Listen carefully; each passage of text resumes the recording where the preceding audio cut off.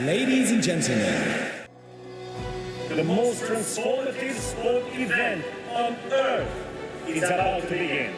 Those who are in the stadium are on their feet. It's just a long, niggly climb.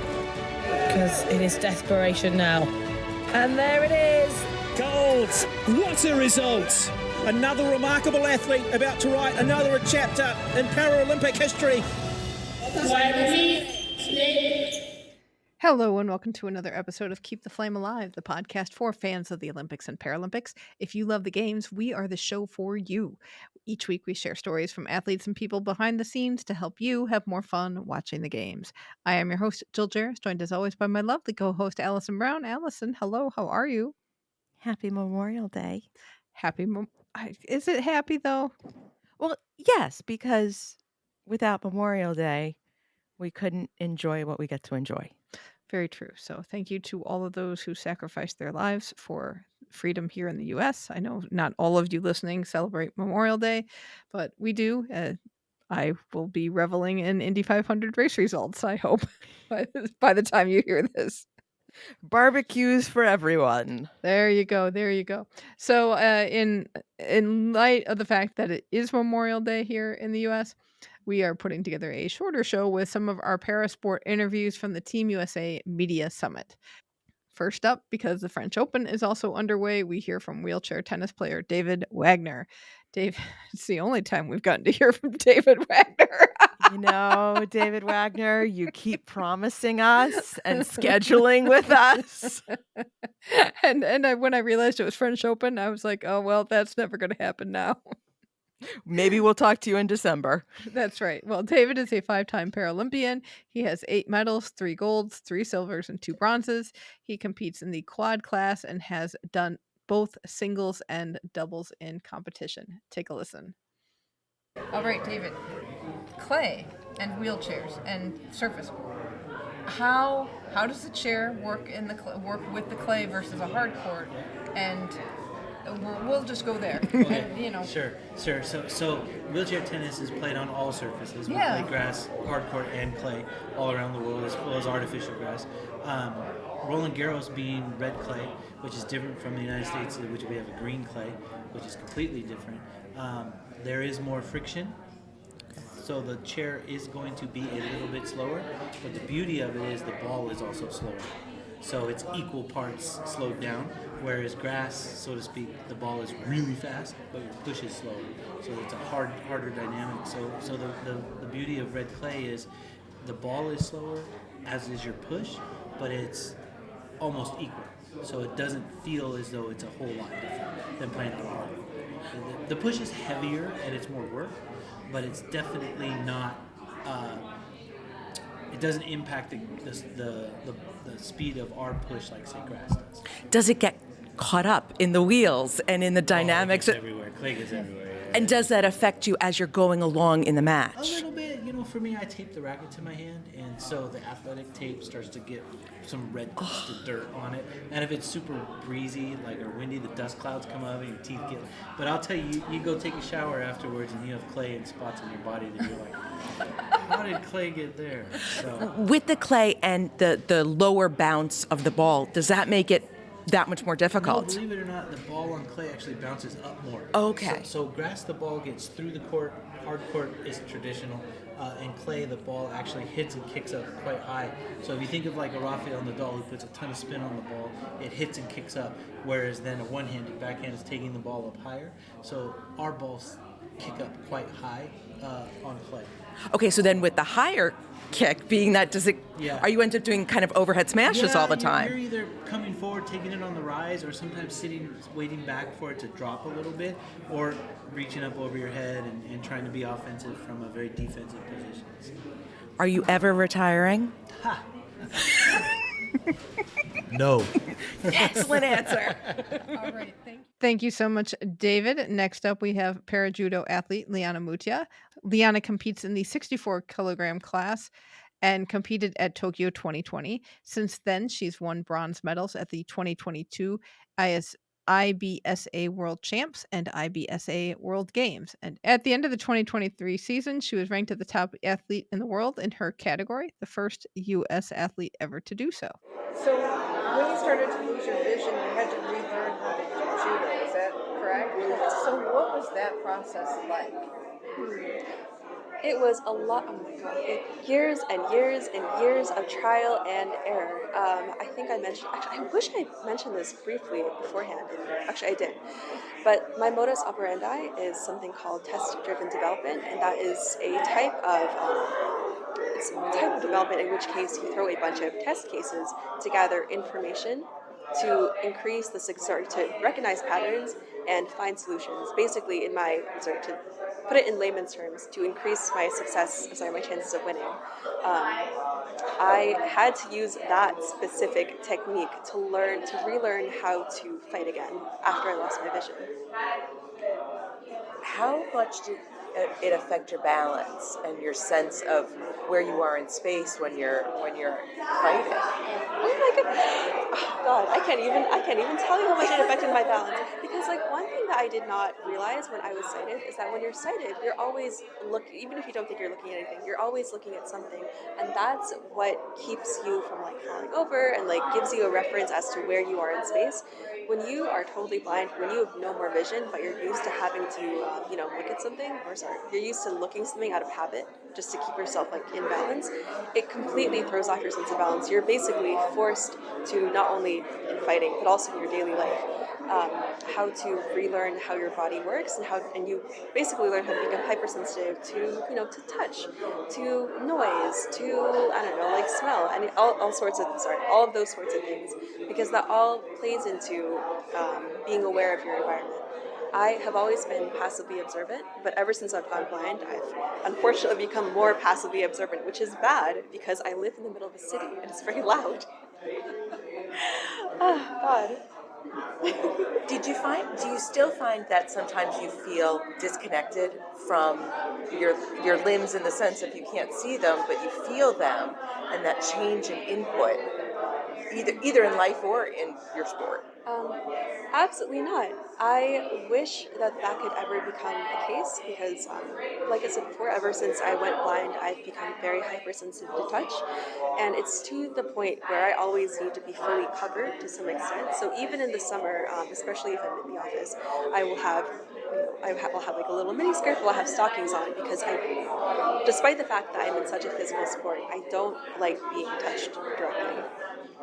So then what is that like at the beginning of the match when the referee puts your hands on your competitors and vice versa? Do different referees do that differently and place the hands in different spaces? Are they supposed to do it always in the same spot? How does that feel for you? Always in the same. It's always in the same spot, and it is a massive influx of information.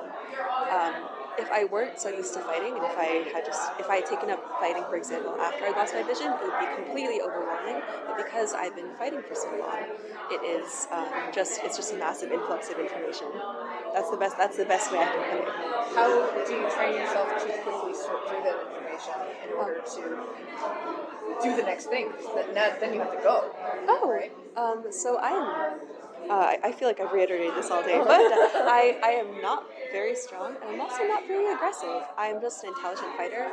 All of my matches I have always won months ago or a year ago, simply because I plan out my matches to the greatest degree. Unfortunately, I'm more of a strategist than anything. So everything when I'm fighting, when I'm taking in this massive influx of information, I already know what to do. And if I didn't have everything planned, then I would just be standing there overwhelmed.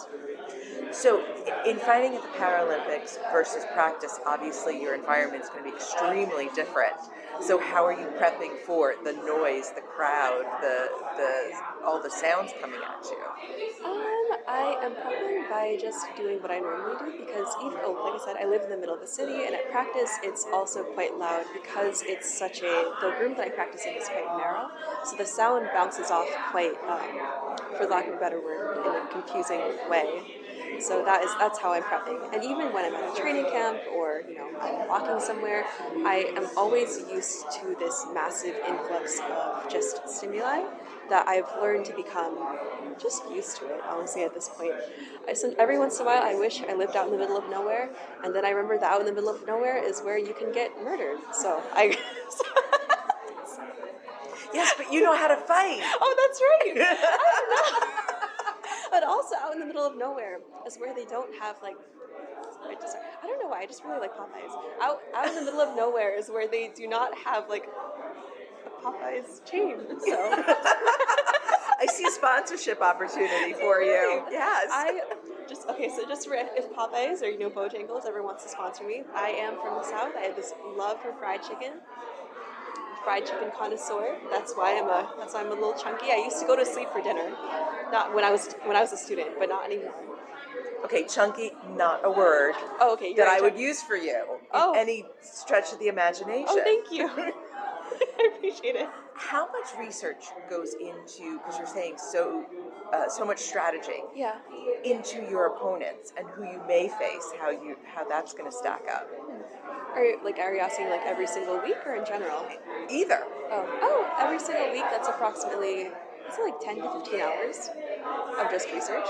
Because at the end of the day, I am just some nerd who works in an office on a computer.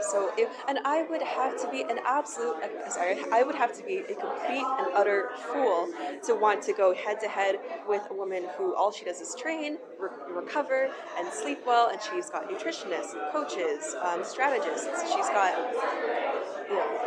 She's got an entire team behind her. Why would I fight that head on? I might as well just fight, use my strengths, which is research and just generally being lame. Excellent. Thank you so much, and good luck to you. You as well. Thank you so much. Thank you so much, Liana. And finally, we talk with table tennis player Ian Seidenfeld, whom we talked about during Tokyo 2020 because his dad and coach is also a Paralympic gold medalist from 1992. It was fun when we realized that in the media summit. I think we talked about it when we came out of the media summit. Sometimes we didn't know who was going to come at the table across from us. And we certainly didn't know until about 5 minutes before. And we knew we were going to get time with Ian. We very quickly pulled our research together and then got very excited that he was coming with us. That's right. Hopefully he was excited as well when he got done with us. Ian is short of stature, so he and his dad developed a paddle extender to help him combat fair play issues during competition. And we get into all of that discussion as well around the paddle extender. Ian won golds at Tokyo 2020 and also at the 2023 Pan American Games. Take a listen. Okay, we watched some video of the new extension for your paddle that was approved. And we have so many questions as to how this actually works. So obviously your reach is less, and a lot of players were serving short to you, making it very easy to ace. How does the extension work? In terms of, do you keep it on? Do you take it off after the serve? What happens if someone serves really long? Just the technique of, okay, you've got this pole attached to your paddle. Yeah. It is a paddle, I am saying? Yeah. Okay, good.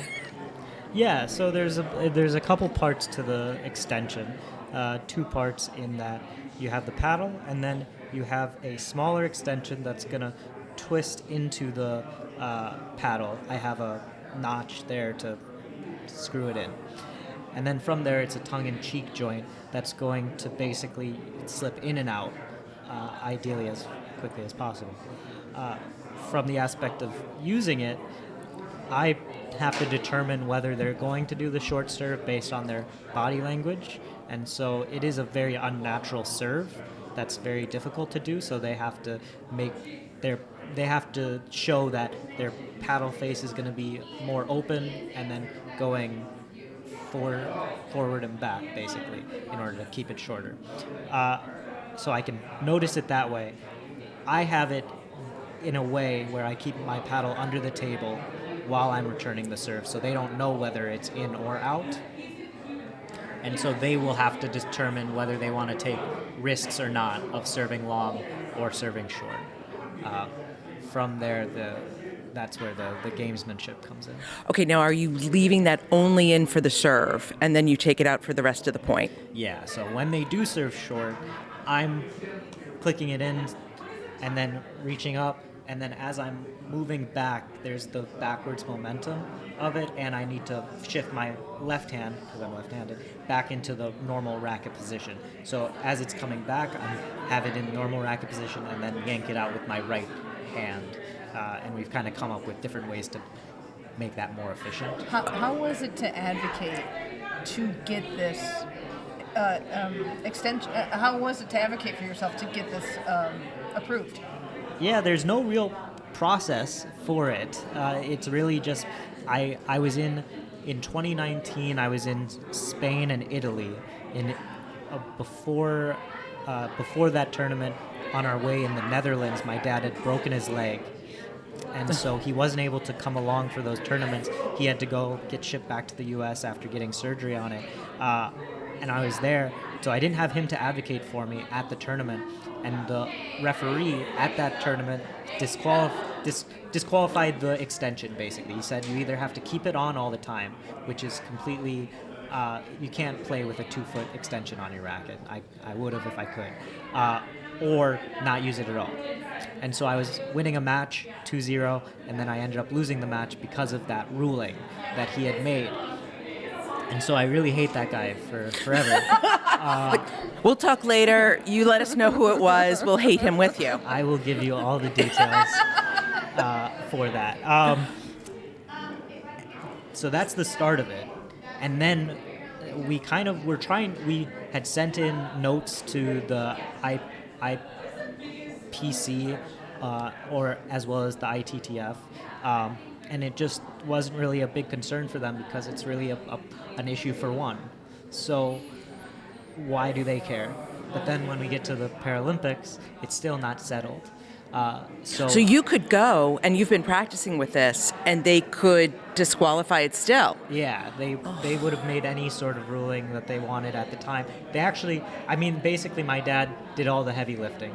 So I was just sitting we were literally had gone to the table, and then I brought it out because I checked it in. There was no formal, you should do this or that, but I checked it into the desk pre-match, and they said okay. Along with, because you have to get your paddle approved too every match, so right? So same thing there, and so I have to do that now with it after it did get approved. But I was there, and we had to sit around for 20 minutes while my dad argued with the tournament referee at the Tokyo Games to get it approved. They ultimately allowed it for that match, and then so I played with it. I won. And then the next match, we thought it was just approved in general, but we have to check it in every match. So we didn't check it in that next match. And so when I tried to use it in the next match, because the next opponent from Germany tried to do the short serve, and he was very good at it, I wasn't allowed to use it. So I was winning 2-1, and then he started using the serve. He should have used it the whole time, really. But then he started using the serve, and I barely eked it out in that match. Somehow he got scared of what I would do, I guess, with the short serve for whatever reason. Okay, I'm also very concerned because you are very physical when you play, a lot of going back and forth, and getting that out of your way so that you don't trip over it. How aware are you of where it ends up when you take it off? Yeah, I'm really just holding it in my other hand. And you hang on to it. I have to hold it in my other hand. If I threw it away or something, it would just be. There's another thing they're trying to call it a distraction, and so if I threw it, I think they would really think that's a distraction. But if I'm just holding on to it for the rest of the point, so it does. I don't. But you're not stabbing yourself with it because just. Yeah. You know what I mean? If one arm goes, the other kind of balances it out, right? Yeah, it's all pretty, a lot of times we think of it as holding a box, so your hands are out here, so a lot of it you're not touching there, but there is a balance aspect of it, but it's not major for how I feel. I don't feel too bad using it or holding it after the point. Now, have any other players attempted to use this as well, to sort of work on this? It's I see that, that's cool. Can I try something similar? It's very tough. We had to go to a woodworker in order to get it made, so it's tough to just make it, as well as it's taken me about 4 years to get comfortable using it in a match. Even in Tokyo, that was the first time I had used it in a real match, so I didn't even know how it would go then, and even now I'm sure if someone's really thought about how to play me with it, they can figure out a way to make it very difficult. But yeah, now that they've gone back to the referees have done like 2 different committees on it, made the ruling, and now I just have to check it in and let them know that I'll use it. But there's all stipulations of like I have 3 or 4 rackets, like a golf like clubs, right? But I'm only allowed to use 1 for the match. When you go to the airport with this extension, how do you explain it to them? Because you know it gets searched and taken out probably every time. I just put it in my bag. Okay. My checked bag, and then I don't think about it until it comes up. It really doesn't come up all that often. It's really only come up in that big tournament. Which worked out for you. It did work out. It did. How has it been then with new equipment and having a shorter quad to prepare for this Paralympics? I don't think the shorter timeline has affected me too much. I think I've been prepared, and I feel like I've gotten better, and I get more time to. I've worked with the extension longer, so I feel more and more comfortable with it. I'm in a good position that way, but I'm not worried about the results, more about having fun, and I've come to terms a lot with the emotional aspect of using the extension, because there is a bitterness to having to use this when no one else does, right? You feel a little bit picked on, but that is how I've come to terms with that, and with the opponents that need to use it. It seems that they need to do that in order to win for them, and it means a lot to them, clearly, to use such a tactic. Okay, they're giving us the... Yeah, we get that. Perfect. Thank you so much. Ian. We appreciate it. Thank you so much, Ian. You can follow all of these athletes on Insta. David is David J. Wagner. Liana is Liana, not Maria.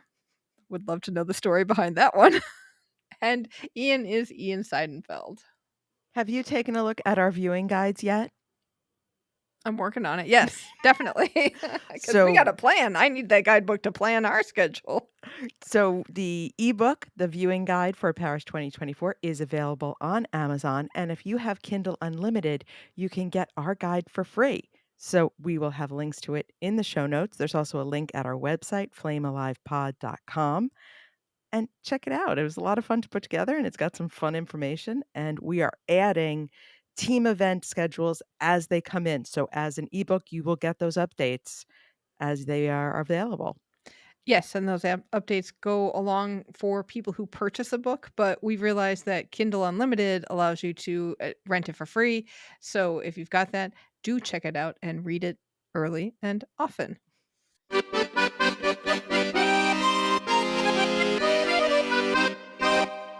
Pourquoi gris? Ooh, that's a good one. And we have some follow-up on the podiums that you did some work on this.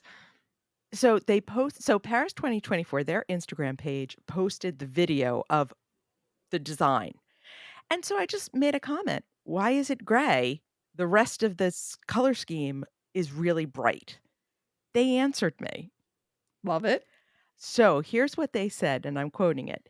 It was also to match with all the colors of the athletes' outfits and the look of the games. So they went with gray so that you could focus on all the other colors happening during the medal ceremonies. I love that. Once you know what that is, it makes it better, because the focus should be on the athletes, not necessarily the podium. And the podium's got some nice design. And the medals. I mean, talk about colors you want to see. Bingo. Also learned that they're modular in design, so they can be taken apart and expanded to accommodate teams and single athletes and wheelchairs, as we talked about in our last episode. They are made from French wood and are 100% recycled plastic, which, as I read this, I don't understand how those two work in concert. But anyway, they're made from recycled plastic as well. The frame, I believe, underneath the plastic is wood, and then the plastic is like a Oh. topper. Okay. Thank you very much. Sad news. We don't often talk about individual athletes in the run up to games because there are thousands of them. But this was really sad news to see. Oksana Chusovitina is not going to be with it. Our favorite 7-time Olympian, is it now? Or was this going to be 8 or 9? I lost count. She's competed in 8. 8-time Olympian in gymnastics, was injured prior to her final qualifying event, so we will not see her. That's in a real Paris. bummer. 48 years old, and in gymnastics, to be able to have that long of a career is just unbelievable. She is a complete legend. I don't know if we'll ever see anything like that again in Olympic gymnastics. So it's a big bummer that she got injured, but we hope you heal quickly. Also, if you are thinking about going to the Paralympics, beware that there is an opening ceremony ticket scam out there. Paris 2024 has been informed that there are entities posing as the organizing committee who are offering free tickets to the Paralympics opening ceremony if you pay the postage. So they will mail you pay the postage, they mail you a ticket. However, remember, there are no paper tickets for the games. So that's already the big ding ding ding. It's a scam. And you can only get tickets through the Paris 2024 ticket office. So please do not fall for this. Do not share your personal or bank information with a sender if you think it could be a scam. And if you're concerned about whether an email is legitimately from Paris 2024, they say you can contact them at integrity and enforcement at paris2024.org. I would also say be careful of other ticketing sites because I have seen tickets pop up on things like StubHub or other resale sites. You cannot sell or buy tickets through them. It's only through the official Paris 2024 ticket resale site. So be careful out there. People want to steal from you.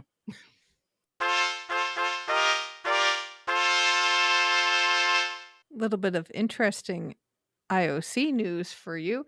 The Kyoto News is reporting that Toyota is going to end its top sponsorship with the International Olympic Committee after Paris 2024. They have been a top sponsor since 2015. And they said, even though we aren't going to be an IOC sponsor anymore, we would still support and promote athletes in some way. The Kyoto News said that Toyota wanted to continue its Paralympic sponsorship, and the IOC said, no, it's all or nothing. You have to take both of us or none of us. That's a little bit interesting tidbit because we have talked about this on the show, how Toyota has done a lot for accessibility in terms of vehicles, and that's meant a lot to para athletes. This is so funny because this week my newsletter article was about the Toyota field service robots, and I did not know this. That was totally by accident. And it just came out too. So what serendipity. If you did not get the newsletter, let us know. And maybe you should sign up for it at our website, flamealivepod.com. So yeah, it's really interesting. We'll see what happens. The Kyoto News reports, the sources they talked to said there was a little grumbling inside of Toyota about how the IOC used its sponsorship money, quote, as they believe it is not used effectively to support athletes and promote sports, end quote. Fascinating. Welcome to TKFLASTAN. It is the time of the show where we check in with our team Keep the Flame Alive. These are past guests and listeners of the show who make up our citizenship of TKFLASTAN. Chuck Aoki will appear on the Kelly Clarkson Show on May 30th. I gotta say, her being one of the hosts of the opening ceremonies has meant that a lot of athletes are going through. Tom Scott is competing as we speak in the gold medal match. I just checked. The results are not up at the Pan American tournament in Uruguay. So by the time you hear it, we'll know, and we will post that on the Facebook group and on our Instagram. But Tom, go hit people. And para javelin thrower Justin Fongsavan, who we just talked with, finished 4th at the World Para Athletics Championships. In case you're interested in, he was 3rd in the start order of about 8 people. So it sounded like he did not get exactly the position he liked to throw from, but he did throw a season's best. So good for you for that. And that will do it for this episode. Let us know what you think of this round of Paralympic sports. You can find us on X, YouTube, and Instagram at FlameAlivePod. Send us an email at flamealivepod@gmail.com. Call or text us at 208-352-6348. That's 208-FLAME-IT. Chat with us and other fans on our Facebook group, Keep the Flame Alive Podcast, and sign up for our weekly newsletter with even more Olympic and Paralympic info for you at our website, flamealivepod.com. On Thursday, I think we're going to look at some team sports from the Olympics. So we will have some Media Summit tape, I believe, from 3x3 and maybe some rugby and maybe also some hockey. We'll see how it goes. So look forward to some team sport talk with us. Thank you so much for listening. And until next time, keep the flame alive.